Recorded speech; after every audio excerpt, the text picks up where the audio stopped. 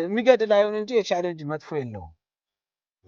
ጸንቶ ለኖረ ሰው ቻሌንጅ ውስጥ መፍትሄ ለፈለገ ሰው የቻሌንጅ መጥፎ የለውም። እና እኔ ምንድነው በጣም ኢንትረስቲንግ የሆነ እንትን ያገኘሁበት ኢንትረስቲንግ የሆነ ላይፍ ኤክስፒሪየንስ ያገኘሁበት ለሰው እንድኖር ለግሌ ብቻ ለቤተሰቤ ብቻ ለምወዳቸው ለማቃቸው ብቻ ሳይሆን ለሌሎችም እንድኖር በቃ መጨረሻ ላይ ላይፌ ላይ ሀፕን ያደረገው ነገር እንትን ብሏል። ስለዚህ ለምን የምችለውን ነገር አላደረግም ብዬ መጀመሪያ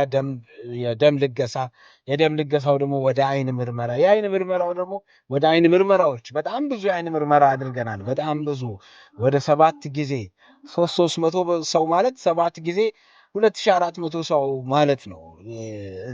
ወደዛ አካባቢ ሰው መርምረናል። የቻልነውን ያህል መነጽር ሰጥተናል። ኦልሞስት ለ1/4 አካባቢ መነጽር ሰጥተናል። ሞራ የተገፈፈላቸው አሉ። ስለዚህ ይሄን የአይን ምርመራ ከንግዱ በተጓዳኝ ማለት ነው።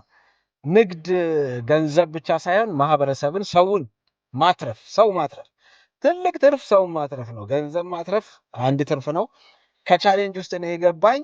ለካ ገንዘብ በአንድ ቀን ይሄዳል፣ በአንድ ቀን ይመጣል። በአንድ ቀን የማይሄድ በአንድ ቀን የማይመጣ ለሰው መልካም ነገር ለትውልድ መልካም ነገር ማድረግ እሱ አይሄድም አይመጣም።